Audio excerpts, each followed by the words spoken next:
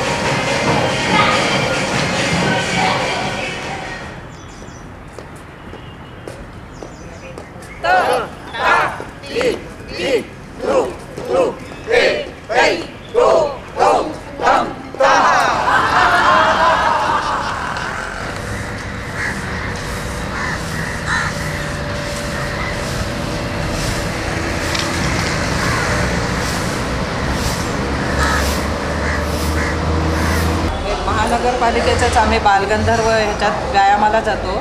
तिथे इतका कचरा असतो, आम्ही सांगितलं की तुम्ही रोज झाडत जा, तर कधी झाडलेलं नसतं। जो रस्त्यावर कचरा काढतात तो 6च्या आत काढावा। फिरायला जाणाऱ्या लोकांच्या अंगावर सगळे धूळ उडते।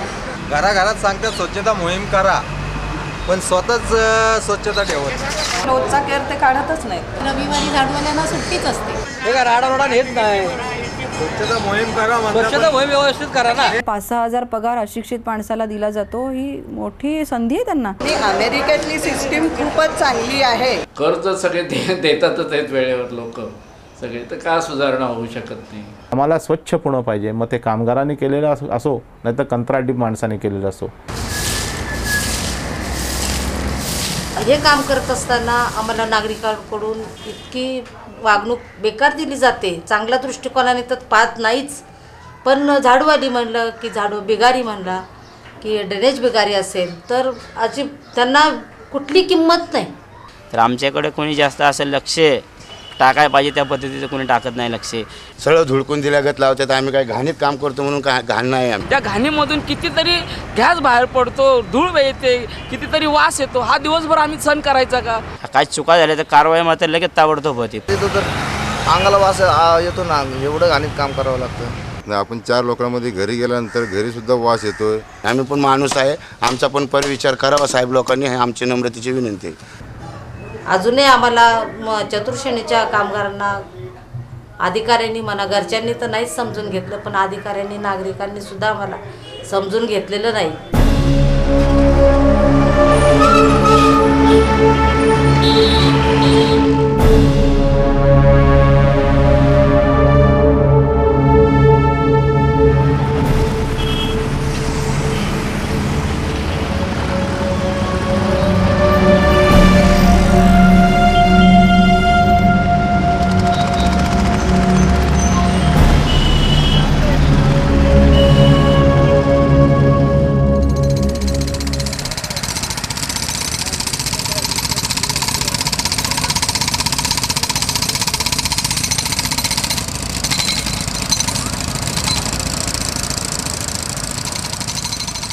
महानगरांचा आज प्रचंड विस्तार आणि विकास होत असताना कष्टकरी माणसांचं इथं नेमकं काय स्थान उरलंय? आर्थिक सुबत्ता प्रचंड वाढताना जगण्याच्या किमान गरजाही न भागलेली बहुसंख्य माणसं ही आपल्या समाजात कवडीमोल होताना आज दिसतायत. शिक्षण आणि आरोग्य हे कळीचे मुद्दे असताना त्याबाबतची आपली बेफिकिरी आज विविध स्तरातील लोकांना जास्तीत जास्त अगतिक बनवत आहे. जागतिकीकरण एका बाजूला आहे आणि दुसरीकडे सेवा क्षेत्राचंही खाजगीकरण होत आहे. यामुळे समाजाच्या तळातल्या समूहांचे प्रश्न गंभीर बनले.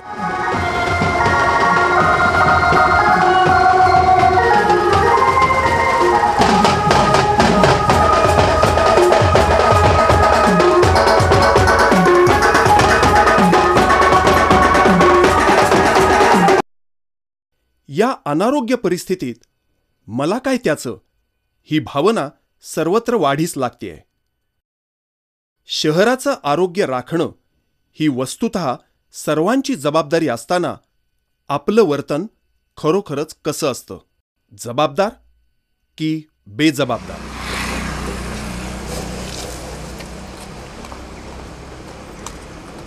माणसाच्या दैनंदिन व्यवहारात टाकाऊ वस्तू निर्माण होतातच की ज्याला आपण सर्वसाधारणपणे घाण ही संज्ञा देऊन टाकलेली आहे. आता ही घाण निर्माण झाली म्हणजे तिचं काहीतरी तर करायला पाहिजे. हे करायचं कोणी? ती घाण असल्यामुळे तो करणारा त्याच्याकडे बघतच नाही, पण त्याची व्यवस्था तर करायला पाहिजे म्हणून आपण काहीतरी व्यवस्था निर्माण केलेल्या आहेत. आणि सर्वसाधारणपणे आपण असं मानतो की घाण करायची कोणी पण साफ मात्र सफाई कामगारांनी करायची. प्रतिष्ठेच्या बाबतीत जर पाहिलं तर घाण करणारा प्रतिष्ठित आहे आणि सफाई करणारा मात्र अप्रतिष्ठित आहे.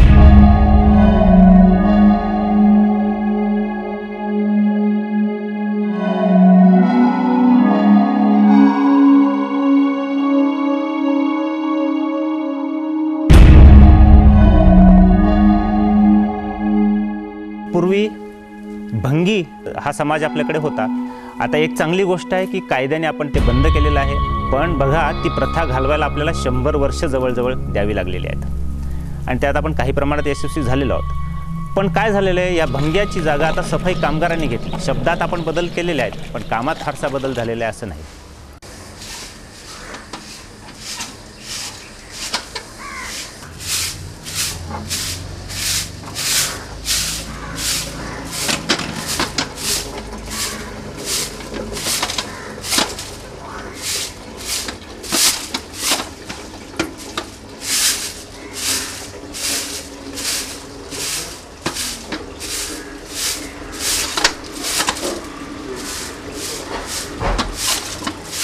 माझं वय आता 50 आहे. मी बघतोय माझ्या घरातले लोक कमीत कमी आता 3री पिढी आहे स्वच्छतेच्या कामामध्ये.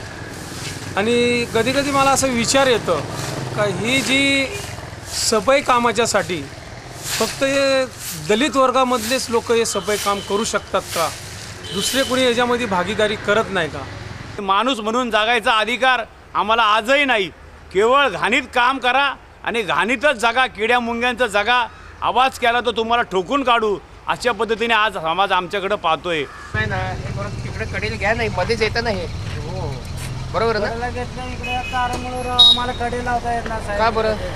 कित्येक वेळा आम्ही तुम्हाला सांगितलं याच्या बरोबर रस्त्याच्या मध्ये येत आहे. दुसरं बघितलं परत गाडी लागत. पण थोडं ऍडजस्ट करा.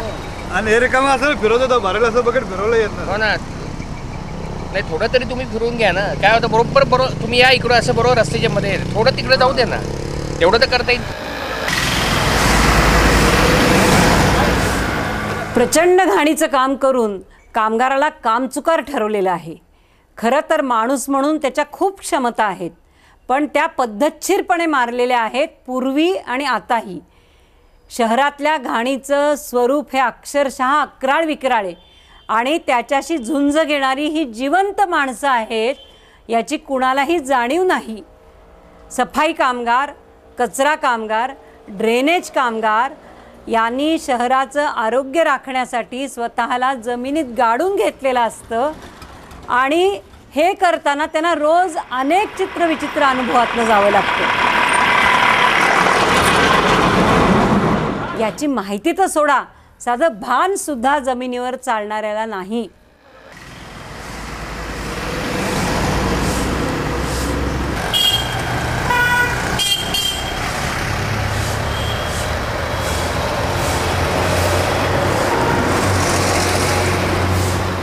जाग येईल तशी मी येते. आज 4 वाजता घरी उठते आणि 4:30-5ला इथे येते. तुमच्याकडे काय काम आहे? सगळं झाडूचं काम आहे, ढीग भरायचे, गोळा करायचे एक ठिकाणी, असं काम आहे माझं. काय प्रकारचा कचरा पडतो? कागद पडतात, झाडचा पाला पडतो आणि घाण पाणी टाकतात हाटीलवाले.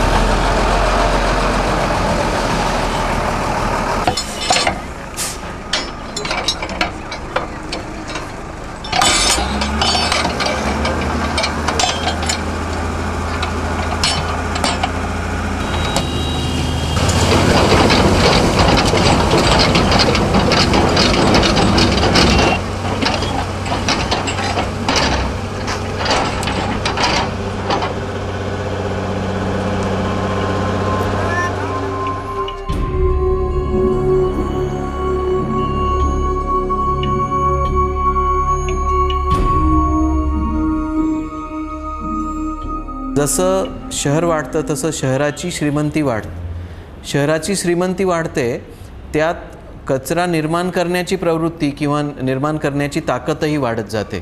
ते डायरेक्टली प्रपोर्शनल आहेत या गोष्टी.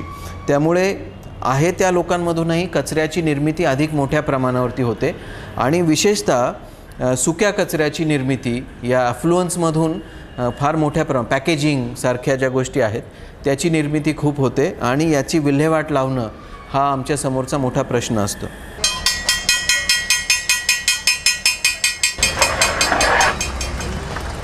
पुणे शहरामध्ये सकाळी भल्या पहाटे 6 वाजल्यापासून महानगरपालिकेचे सेवक रस्त्यावरचं झाडणकाम करतात. त्याचबरोबर शहरामधील सर्व जनता आपापल्या घरातला कचरा डब्यामध्ये भरून महानगरपालिकेने ठेवलेल्या कंटेनरवरती आणून टाकतात. तो कंटेनर भरल्यानंतर महानगरपालिकेच्या प्रत्येक क्षेत्रीय कार्यालयामधून डंपर प्लेसर या गाडीमार्फत ते बकेट उचलून हडपसर रॅम्प किंवा नेमून दिलेल्या जे मिनी रॅम्प केलेले आहेत त्या ठिकाणी बल्क कॅरियरमध्ये आणून तो कचरा टाकला जातो.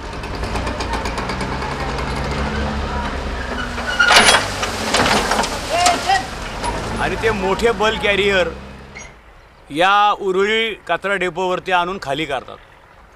आणि जे खाली गेलेले आहेत तो हा परिसर आहे उरुळी कचरा डेपो. आणि या ठिकाणी हे सर्व कचऱ्याचे जे डोंगर दिसत आहेत ते सर्व पुणे शहरातून जमा झालेला कचरा आहे.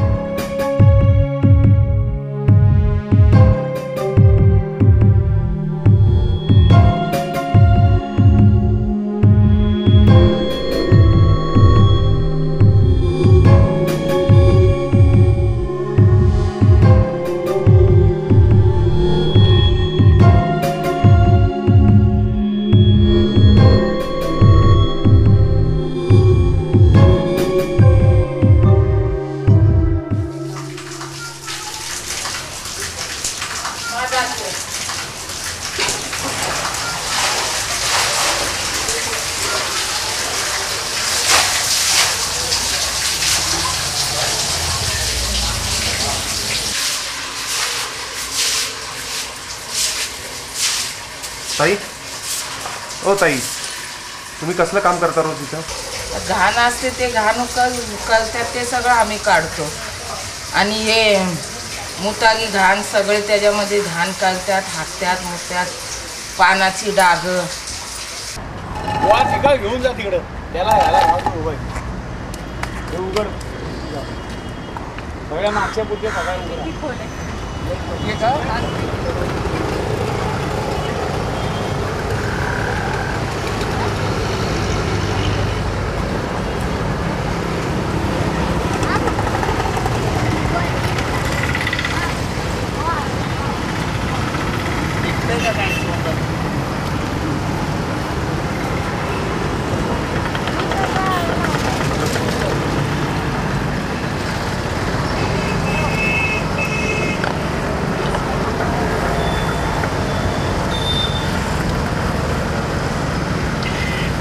चंबरमध्ये जे काय आलेलं मटेरियल असेल ना तेवढं संपूर्ण मटेरियल काढायलाच लागतो आम्हाला. प्राणी घुशा असतात, डुकरं असतात, कधी कधी मेलेल्या शेळ्या बी असतात, काय बी कुठला बी प्राणी असतो कधी कधी. पावसाळ्यामध्ये काय जेवढं पाऊस पडला ना, जेवढे ओपन गटारे असतात ना तेवढा झाडपाला म्हणा, गोदड्या म्हणा, काही लोक काय कॅरी बॅग पिशव्या काय घाण झाडून आलेले घर झाडलेले त्याच्यात टाकतात. जे काही सर्व असेल ना ओपन गटारामध्ये जर टाकलं ना ते सगळं ड्रेनेज लाईनला येतं.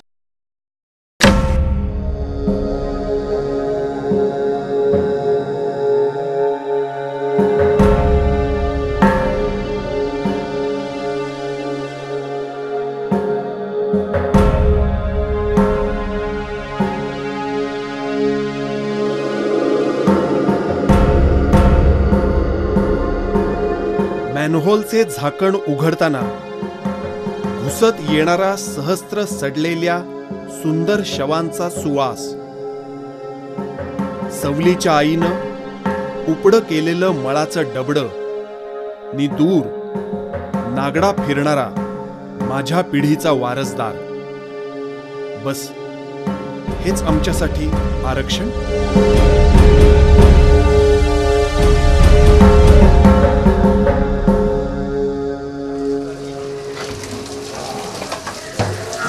एक सेकंद थांबा. हे काम तुम्ही रोज करता, काय प्रकारचं काम असतंय? गाडी भरायची. काय कचरा असतो हा? चाराट. ती घाण कसली आहे पण? हे जनावर कापलेली म्हशी गाई, आताडी बैलांची नाही का म्हशींची. मावा बाहेर गेला.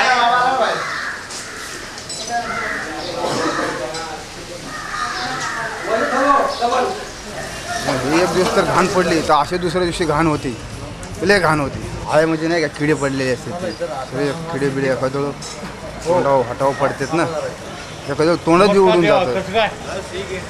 तिथे सॉस बिस आला आणि एखादं उडलं बिडलं की एखादं तोंडात बी उडतं.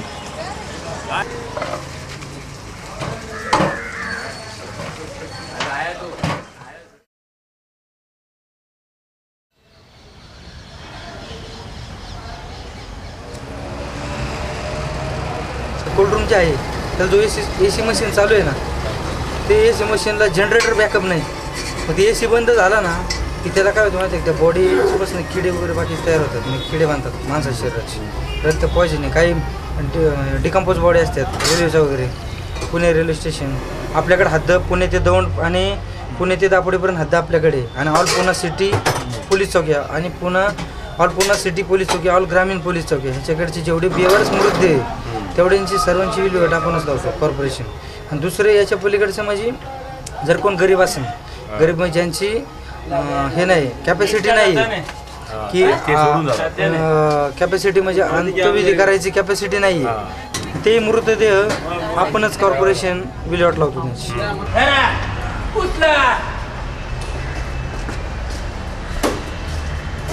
सडलेल्या बॉड्या असतात, हातपाय तुटलेले असतात, सगळ्या प्रकारच्या बॉड्या असतात, पाण्यातल्या असतात, रेल्वे अपघात्या असतात, भाजलेल्या असतात, सर्व प्रकारच्या बॉड्या असतात. लहान बॉड्या असतात, मोठ्या बॉड्या, जेंट्स लेडीज हिजडे, लहान मुले, ससूनचे छोटे छोटे बच्चे पाडलेले वगैरे असतात. आणि हातपाय माणसाच्या शरीराचे सर्व अवयव असतात. काही बॉड्या 90 किलोच्या बॉड्या असतात. शरीराचं कधी मेडिकल होत नाही आमच्या. चमकता काम म्हणून आम्ही काम करत आहे. एवढे कामगार असताना आम्हाला कामगार देत नाहीत. दोन कामगार आमचे 3 कामगार मेलेत हे काम करत असताना. हे काम करत असताना 2 कामगार आमचे मेलेत. 3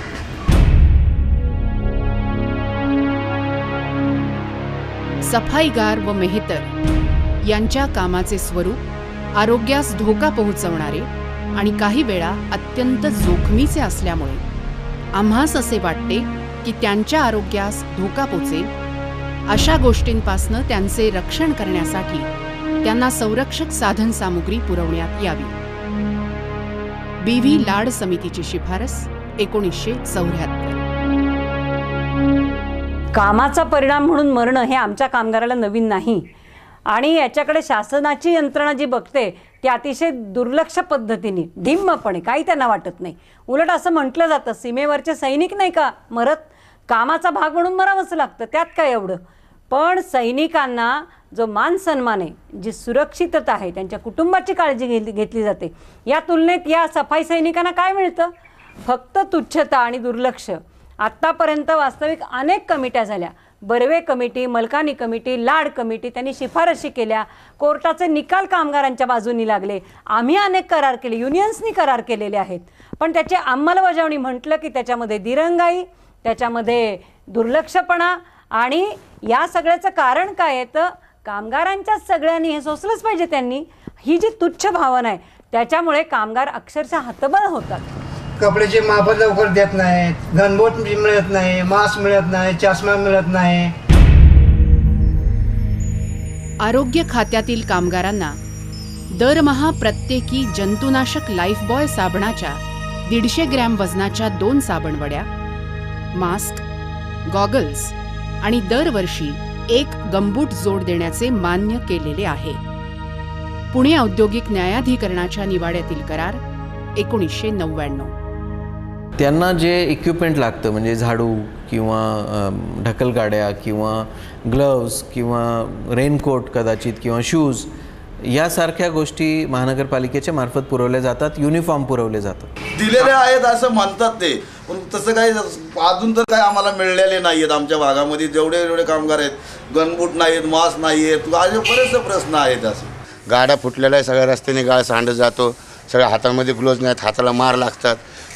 क्लार्क लोकाला आम्ही म्हणलं की आम्हाला गणबूट पाहिजे तर क्लार्क लोक म्हणते तुमचा होता झाडू खात्यातला गाडीवरले तुमची ऑर्डर आहे का असे म्हणतात. डोळ्याला चष्मा नसतो, डोळ्यामध्ये घाण येते. मला आता डोळ्याचा विकपणा आलेला आहे. साबण 6-6 महिने मिळत नाही, पावडर देखील मिळत नाही, नाकाला मॉस नसतो, काय नसतो.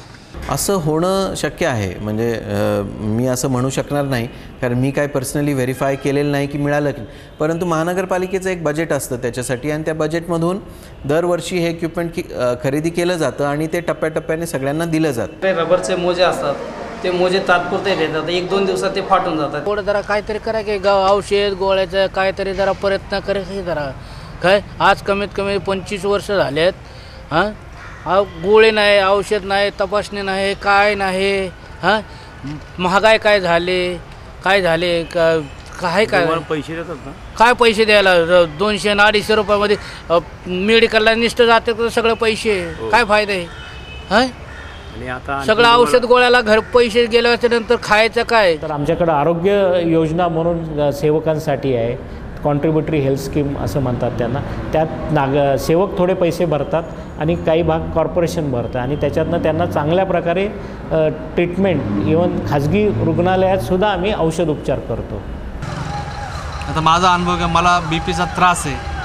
आता गेली 2 वर्ष मी ते गोळ्या बाहेरून घेतो आहे, पण माझी जे नमलू 80 नावाची गोळी आहे ते आपल्या गाडीखान्यामध्ये मिळत नाहीत किंवा असेल पण ते लोक देत नाहीत. आणि जो दवाखाना मला दिलेला आहे कोंड्यामध्ये मीनाताई ठाकरे, त्या 1-2 डॉक्टरांना भेटलो मी, ते म्हणले आमच्याकडे गोळी येत नाही.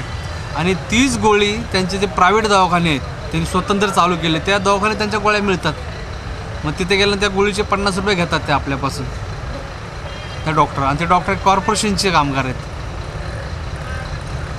आणि प्रत्येक डॉक्टरांचं स्वतःचा दवाखाना आहे, लहान मोठा छोटा. कुणी मिसेसच्या नावाने काढलेलं आहे, कुणी स्वतःच्या नावाने आहे त्यांचं. भ्रष्टाचाराच्या विषयी आम्ही काय बोलणार? आता भ्रष्टाचार जे करतात लोक ते आता काय त्याला इलाज नाही. त्यांनी माझ्यात म्हणणं आहे की कुणीही भ्रष्टाचार करू नये. भ्रष्टाचार केलेला हा वाईट आहे. एक तर मला प्रकर्षाने जाणवतं की संवेदनाच नाही आहे. संवेदना शून्य असं प्रशासनातले तिथं ऑफिसर्स आहेत आणि ग्रासरूटच्या ह्या वर्कर्ससाठी आपण काय केलं पाहिजे यासाठी त्यांना एक संघटितरित्या काहीतरी ॲक्शन प्लॅन बनवावा किंवा त्यांचे प्रॉब्लेम्स काय ते जाणून घ्यावे. प्रोॲक्टिव्ह रोल आपण प्ले करावा. स्वतःहून आपण पुढाकार घेऊन काहीतरी करावं. हे टोटली मिसिंग त्यामध्ये मला दिसतं.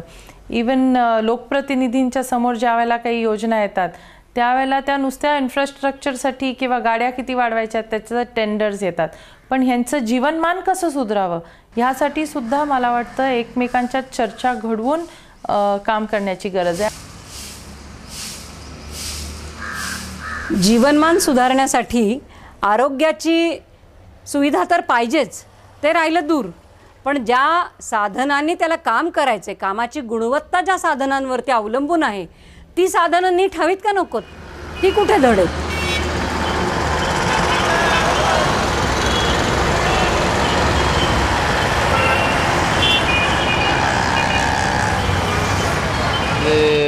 पूर्ण हे काम होत नाही अजिबात. ज्या गाड्यांना आरसे आहेत त्यांना बंपर नाही, तर ह्याच गाडीत बंपर नाही. आणि काही गाड्यांना बसायला सीटच नाहीत की अशी फिक्स सीट ह्याच गाडीत उचलायचं त्या गाडीत ठेवायचं असं करून गाड्या चालवायला लागतात. गाड्यांना काही हरण नाही आहेत. ते नवीन गाड्या वारंवार आणतात अधिकारी. ते कसं काम करायचं आम्हाला काही शिकवलं जात नाही त्या बाबतीत. तिथले इंजिनियर लोक गाड्या फेल गेल्या असतात की कामाला ओके म्हणून बाहेर पाठवतात. काम करत असताना गाडी बंद पडते, ब्रेक फेल होतो, त्यातले अपघात घडलेले असतात. तिथं सांगायला लागलं की म्हणतात गाडी ओके. आम्ही विचारल्यानंतर गाडी ओके नाही आहे साहेब म्हणतो.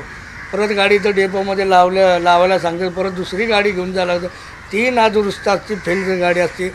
अनेक इथं अधिकारी काहीच इंजिनियर लोक ड्रायव्हर लोकांना सांगतात जा बघ बाहेर घेऊन जा, बाहेर काही होईल ते बघू.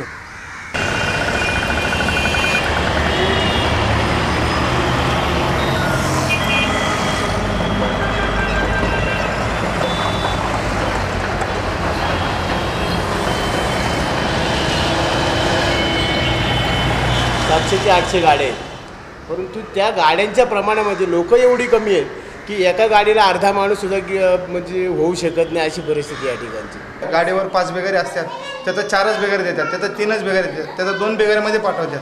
बलजबरीने जावं लागतो आम्हाला कामावर, जबरदस्तीने पाठवतात. कामगार पुरेसे नाहीच आहेत. म्हणजे शहराचा जर संपूर्ण भाग पाहिला, एक कामगार रस्ता साफ करणारा जो कर्मचारी आहे, सफाई कर्मचारी, तो किती भाग साफ करू शकतो याचा विचार केला तर निश्चितपणे कर्मचारी कमी आहेत. पुण्याची लोकसंख्या 35 लाख.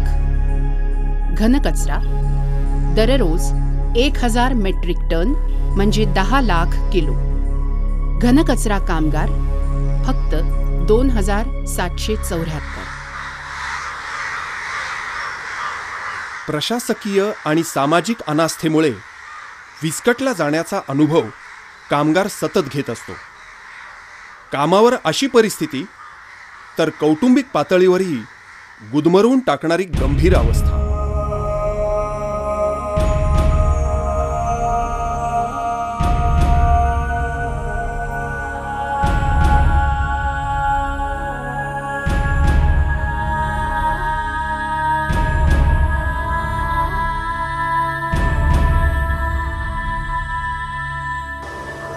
आम्ही झाडू मारतो कॉर्पोरेशनमध्ये, घाणीचं काम करतो आणि आम्हाला या ठिकाणी झोपायला देखील व्यवस्थित हे मिळत नाही. पत्र इतका गरम होतो की घरामध्ये बटाटा जरी टाकला तरी अर्ध्या तासाने तो शिजून निघेल अशी परिस्थिती या ठिकाणी निर्माण झालेली आहे. तर रात्रभर काय ठिकाणी इतकं गळतं की काय ठिकाणी आम्हाला पातेली वगैरे लावून रात्रभर जागरण करायला लागतं.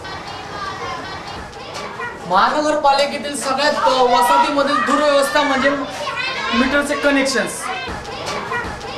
नेहमीच वारंवार इकडे शॉर्ट सर्किट झालेले आहेत आणि वायरचे शॉर्ट सर्किट झाल्यामुळे इथे प्रत्येकाच्या घरात करंट उतरून नळाला शॉक बसण्यापर्यंत आणि त्यातही 2 मुली विशेष म्हणजे ते एकाच घरातल्या 2 वेळा ते मुलगी, लहान मुलगी चिटकलेली आहे.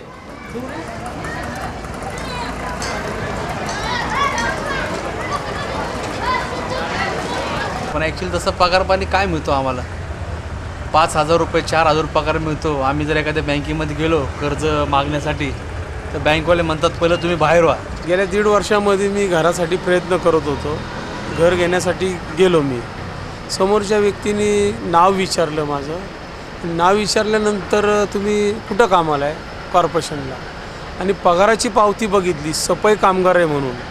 तर मग ते म्हणले तुम्ही या 2 दिवसांनी. आणि त्याच्यानंतर 1.5 वर्षामध्ये मला कुठंच घरासाठी असं ॲक्सेप्ट केलं नाही मला.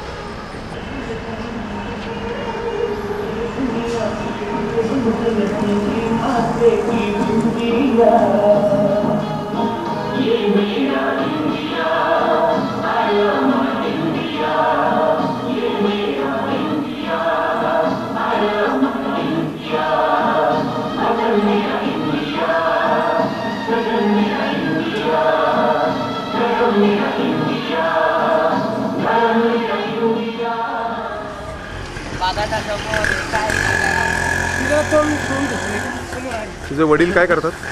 हां माझे हां कॉर्पोरेशनला काम आहे. काय करतात? झाडू. झाडू काम. तू काय करशील पुढे? झाडू काम? नाही, मी शाळेतच जातो. तुला झाडू काम करायचं आहे? हो. नाही, झाडू काम नाही करायचं मला. मला असं दुसरं एक काहीतरी पाहिजे काम. काय मिळणार तुम्हाला काम? तुला काय काम मिळेल असं वाटतं? मला काय आता झाडूचंच मिळणार आहे. तुझी आई काय करते? आई नाही जात का मला. वडील जाते ते काय कॉर्पोरेशनला आहेत. तिथे झाडणं लोटणं हे सगळं बरं वाटतं तुला? काम करायला आवडेल? आता शिकलं नाही तर तेच करायला लागणार आहे.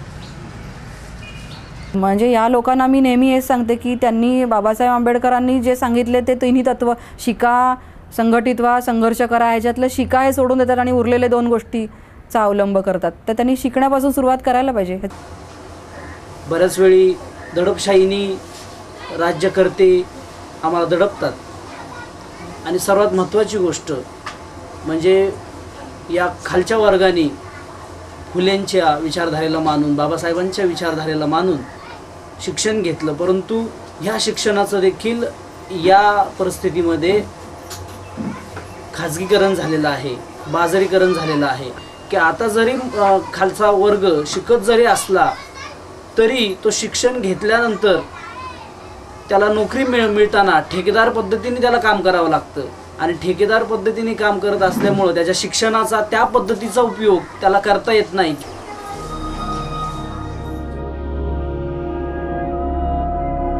माणसाला दुर्बलता येण्यामागं अनेक कारणं असतात. शतकानुशतकं ज्या वर्गाला दडपण्यात आलं, ज्यांना नरक यातना भोगायला लागल्या, त्यांना उभं राहण्यासाठी एक पिढीही पुरत नाही. आज संधी असून शिकत का नाही हा प्रश्न दिसायला सोपा वाटतो. पण वंचित आणि शोषित समाजाचे जगण्याचे संघर्ष हे केवळ कल्पनेनं समजावून घेणं कठीण असतात. तुम्ही कुठल्या आर्थिक आणि सामाजिक वर्गात जन्माला येता त्यावरूनच तुम्हाला कशा प्रकारच्या संधी मिळतील हे ठरतं. हे आपल्या समाजाचं दुःखद वास्तव आहे.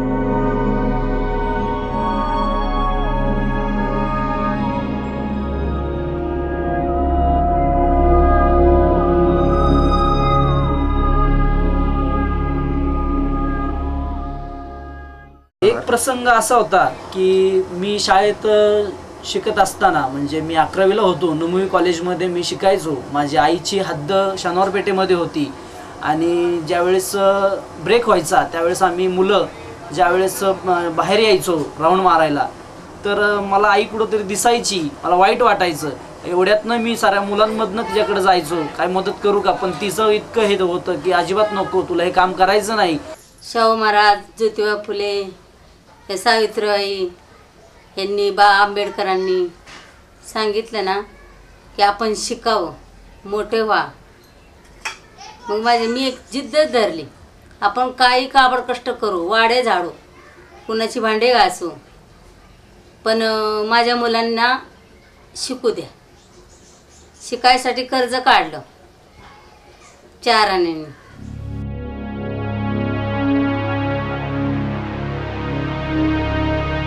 समाजानं घाणीत काम करणाऱ्यांना कायमच अस्पृश्य मानलेलं आहे. दारिद्र्याच्या ओझ्याखाली अनेक प्रश्नांनी दबून जाताना मग अंधश्रद्धा येतात, व्यसनं येतात आणि निराशेनं ग्रासलेला कर्जबाजारीपणाही येतो. अशा परिस्थितीत कचऱ्याप्रमाणेच माणसंही इथं रस्त्यावर भिरकवलेली असतात. पुरुष कामगारांना दैनंदिन रोजच्या अनेक अडचणी आहेत, पण महिला कामगार ज्या आहेत त्यांच्यावरती दुहेरी ओझं आहे.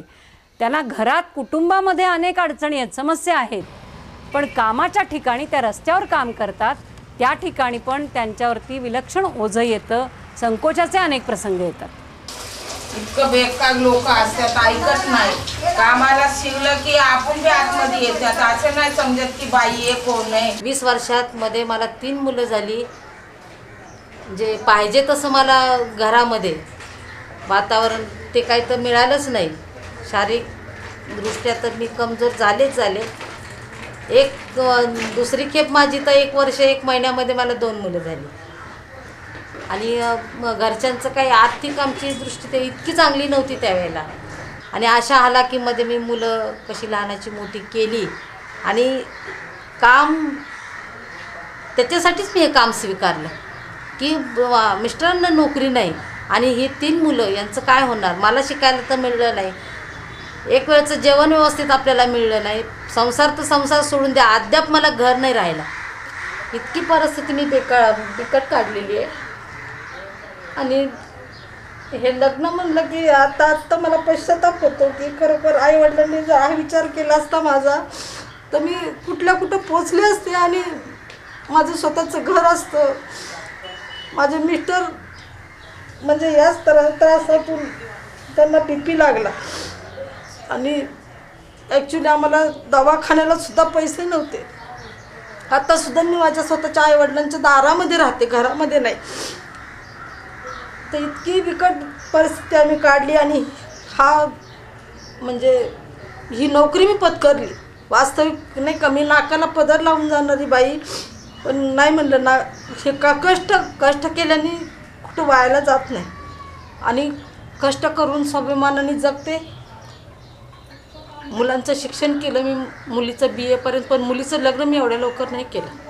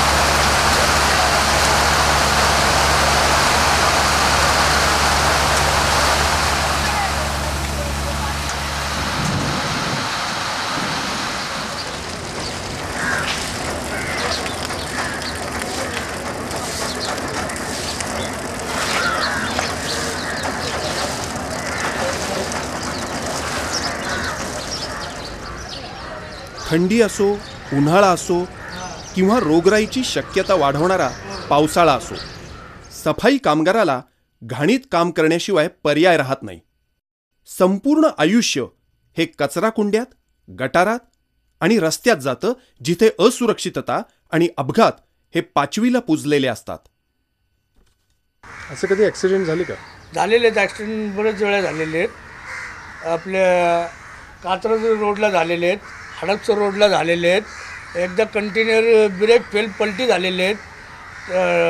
ड्रायव्हरला मार लागलेले, बिगारी तुकाराम रणदिवे याला मार लागलेले.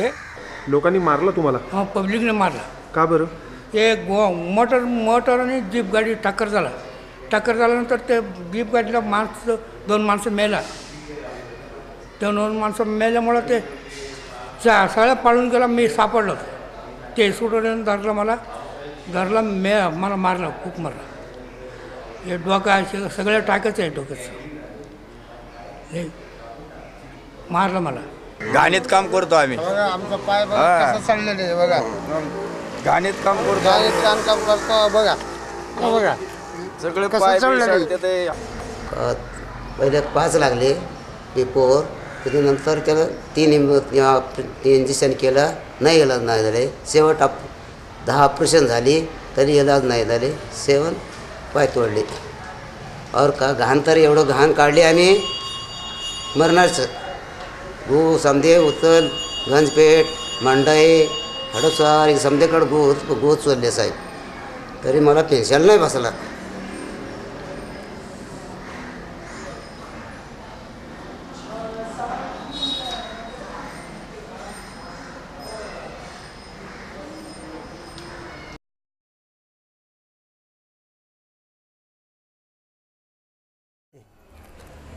मी बसूही शकत नाही, उभा राहू शकत नाही, चालू शकत नाही. चाललो तर कोलमाडल्या जातो, वाकलो तर माझा मानक्याचं ऑपरेशन झालेलं आहे, मला वाकायला जमत नाही.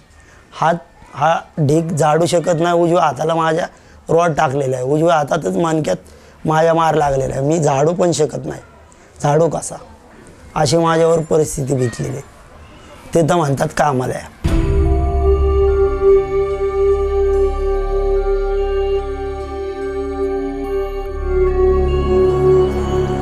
19 एप्रिल 2007 लता म्हस्के या सफाई सेविकेचा पहाटे झाडणकाम करताना टेम्पोच्या धडकेनं जागेवरच मृत्यू.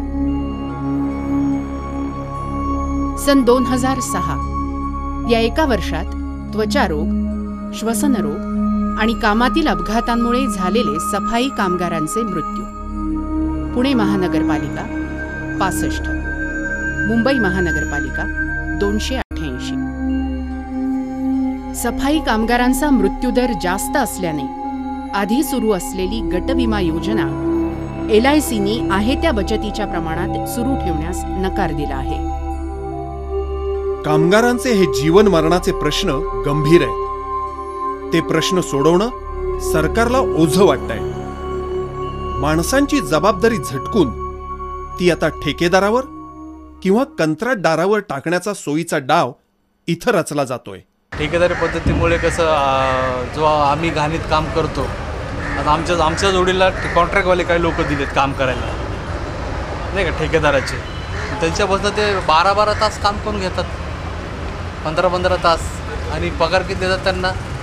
2500-2200 रुपयामध्ये राबवून घेतात. एका कामगाराला 6000 मिळतात आणि 4 कामगार 1,500-1,500वर तयार आहेत. तर हे शोषण नाही का? एका माणसाची आपण मजबुरीचा फायदा नाही का घेत, असं नाही वाटत? मला असं वाटत नाही त्याच्यामध्ये, कारण का आज त्यांना 3-3.5 तासच सकाळी काम करत असतात ते, आणि 3-3.5 तासामध्ये अनेक कामगारांच्या हाताखाली देखील ही माणसं काम करत असतात. म्हणजे जो महानगरपालिकेच्या सेवेमध्ये आहे त्यांनीसुद्धा अशा पद्धतीने कंत्राटी पद्धतीने कामगार नेमलेत आणि ते त्यांच्याकडनं साफसफाई करून ते झाडाखाली बसलेले असतात. अशी उदाहरणं आहेत. मग ते शोषण नाही आहे का? मग त्यांनी शोषण करायचं आणि महानगरपालिकेने डायरेक्ट जर पैसे दिले तर त्याच्यामध्ये काय शोषण आहे? आणि शोषण करणं न करणं हा विषय माझ्या दृष्टीने फार महत्त्वाचा नाही आहे. जर मला अवेलेबल माणूस 2000 रुपयामध्ये मिळत असेल तर त्या 2000 रुपयाचा माणूस घेऊन त्याच्याकडनं शहराची साफसफाई करण्यात गैर काय आहे? मला काय त्याच्यात शोषण आहे असं वाटत नाही.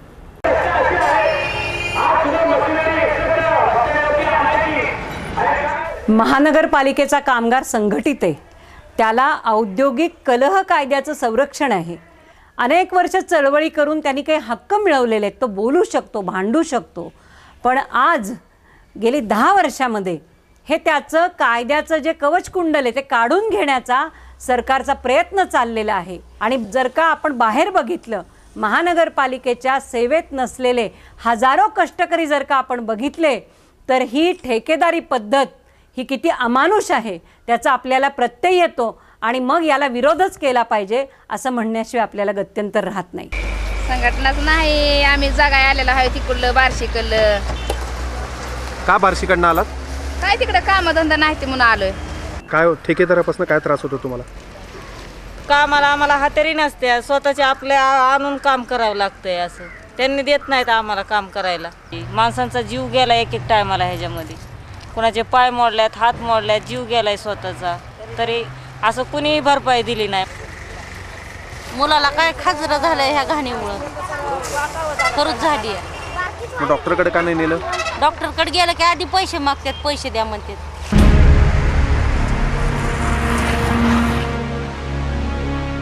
या असंघटित कामगारांना संघटित करण्याचं काम कागद काच पत्रा कष्टकरी पंचायत सारखी संस्था आज करते आहे. ही कागद वेचणारे, डबा बाटलीवाले आणि भंगारवाले, चारचाकी भंगार फेरीवाले यांची संघटना आहे. कागद वेचणारे हे बेसिकली जे आहेत ते कचरा जो आहे शहरातला त्याच्यामधून कागद काच प्लास्टिक भंगार हे निवडून काढतात आणि ते विकून पुनर्निर्मितीसाठी विकतात आणि त्याच्यावर त्यांचा उदरनिर्वाह होतो. कामगारांनी पुढाकार घेऊन त्या सामाजिक प्रश्नांना वाचा फोडली पाहिजे. असंघटित कामगारांना संघटित केलं पाहिजे. याच्याकरता रोजगार हमी कामगारांना संघटित करण्याची पहिली जी काही सुरुवात झाली ती पुणे महानगरपालिका कामगारांच्यामध्ये झाली हे सांगायला आम्हाला अभिमान वाटतो. युनियन, संस्था संघटना आणि काही व्यक्ती आज कामगार प्रश्नातील अनेक मुद्द्यांवर झुंजत आहेत, पण त्याचबरोबर नव्या प्रश्नांनाही सामोरं जात आहेत. मग अजून एक पर्याय पुढे आणला जातो, तो म्हणजे यांत्रिकीकरणाचा. खरं तर यंत्रांच्यामुळे माणसाची या भयानक घाणीच्या कामातून मुक्तता होऊ शकेल, पण आजच्या यांत्रिकीकरणाचा तो हेतूच नाही. या निर्णयांवरती वर्चस्व आहे ते बाजारपेठेंचं आणि नफ्याचं, आणि त्यामुळे कामगारांना विश्वासात घेतलं पाहिजे, त्यांना ट्रेनिंग दिलं पाहिजे, त्यांना नोकरी जाईल या भीतीमध्ये ठेवायचं. मग यंत्राचं कोण स्वागत करेल? अशा परिस्थितीमध्ये सफाईची यंत्र जी आणली जातात त्यावेळेस नगर रचनेचा विचार करायला पाहिजे, गल्लीबोळात ती जातील की नाही याचा विचार करायला पाहिजे. पण या सगळ्याचा ताळमेळ घालता येणं अशक्य होतं. मग घाईघाईत निर्णय घेतले जातात आणि मग केलेला हा अवाढव्य खर्च अक्षरशः केरात गेला अशी उदाहरणं पुढे येतात. याच ठिकाणी कचरा सॅग्रिगेट करायचं एक कॉन्ट्रॅक्ट दिलेलं आहे एका कंपनीला, आणि या मशिनरीच्या माध्यमातून कचरा सॅग्रिगेट व्हावा अशी अपेक्षा आहे, परंतु तो काय सक्सेसफुल होत नाही आहे. आणि याच्यावरती मोठ्या प्रमाणात महानगरपालिकेने पैसे खर्च झाले, ते काय खर्च भरून निघणारा नाही आहे. या मशीन आणण्याचा हेतू हा कामगाराला सुख मिळावं हा नाही, तर त्यांना अजून बेकार, अजून दारिद्र्य, आणखीन त्यांच्या वाट्याला आणखीन कठीण अवस्था देण्याचा आहे, आणि म्हणून याला विरोध केला पाहिजे. कामगार, कष्टकरी, शेतकरी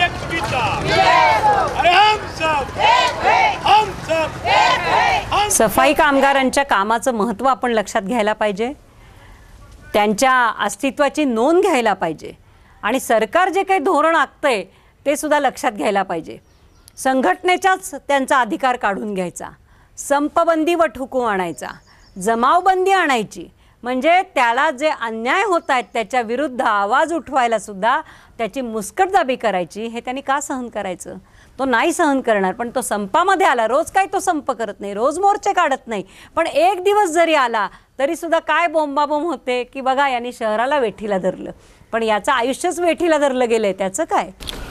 या मरणकाळा जगताना प्रारंभ आणि अंत याच्याशी कुठलीही ओळख नसलेला मी जन्म झाला म्हणून जन्मलो. माणसाला जशी असतात ना सर्वांग इंद्रिये, तशीच होती मला, म्हणून ओळखला गेलो माणूस म्हणून. माणूस फक्त ओळखण्यापुरता. तुम्ही माझी अख्खी जिंदगी कालवली घाण मातीत, तुमच्या हागिंदरीत. माणसाला असतात ना सर्वांग इंद्रिये, हात पाय नाक घसा डोळे शरीर. असे जर असेल तर कुठे गेली माझी सर्वांग इंद्रिये? स्वातंत्र्याच्या कोणत्या कुशीत ती कोणी कुलूप बंद केली? माझं सर्वांग धुतलं तर निघेल त्यातून फक्त घाण, फक्त घाण, कचरा, किडेमुंगीने दुर्गंधीचा श्वास. माझे फुफ्फुस पहा, माझे हृदय पहा, माझे डोळे पहा.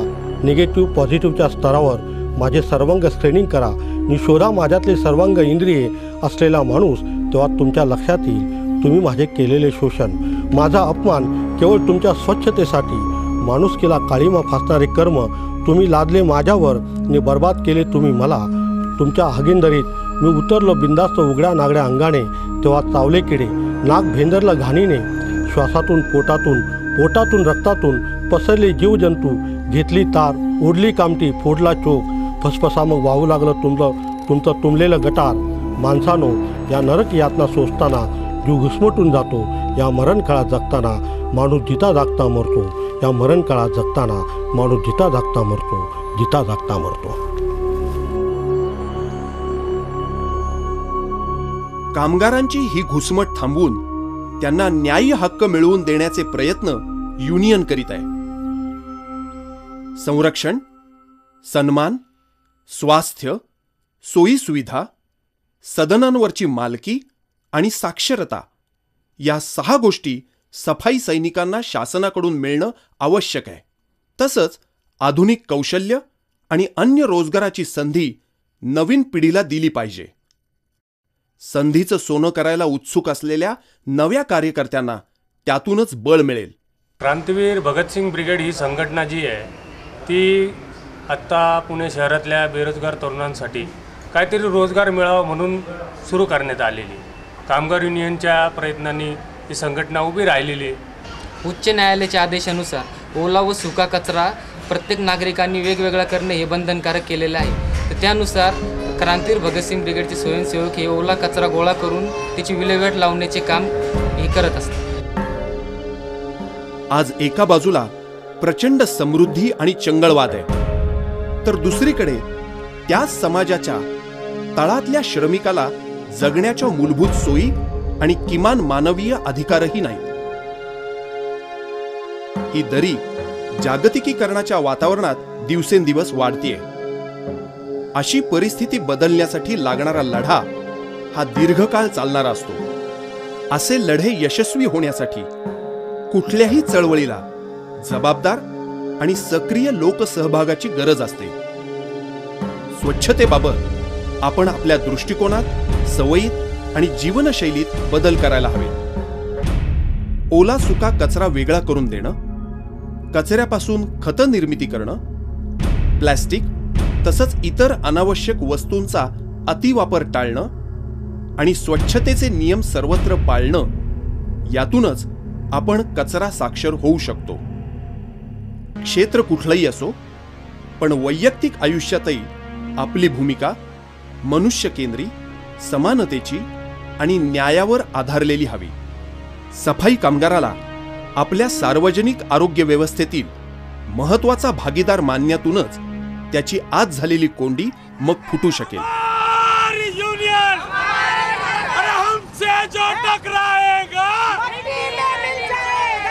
आणि खरं म्हणलं ना, युनियन शिवाय पर्याय नाही. आपल्या जे लाल भावटा आहे, जे कामगारांचं जे निर्णय लागतो तर तिथूनच लागतो. कामगार सारा खवळून आला, सण करायचं कुठेवर, सण करायचं कुठेवर. का झोपलाच चल उठ मरदा, लाल बावटा हातात धर. का झोपलाच चल उठ मरदा, लाल बावटा हातात धर. का झोपलाच चल उठ मरदा, लाल बावटा हातात धर. एकाएकी असं कसं झालं, एकाएकी असं कसं झालं, एकाएकी असं कसं झालं, एकाएकी असं कसं झालं. महापालिकेत ठेकेदार आलं, महापालिकेत ठेकेदार आलं, महापालिकेत ठेकेदार आलं, महापालिकेत ठेकेदार आलं. यांनी मोठा केलाय कर, यांनी मोठा केलाय कर. का झोपलाच चल उठ मरदा, लाल बावटा हातात धर. का झोपलाच चल उठ मरदा, लाल बावटा हातात धर. का झोपलाच चल उठ मरदा.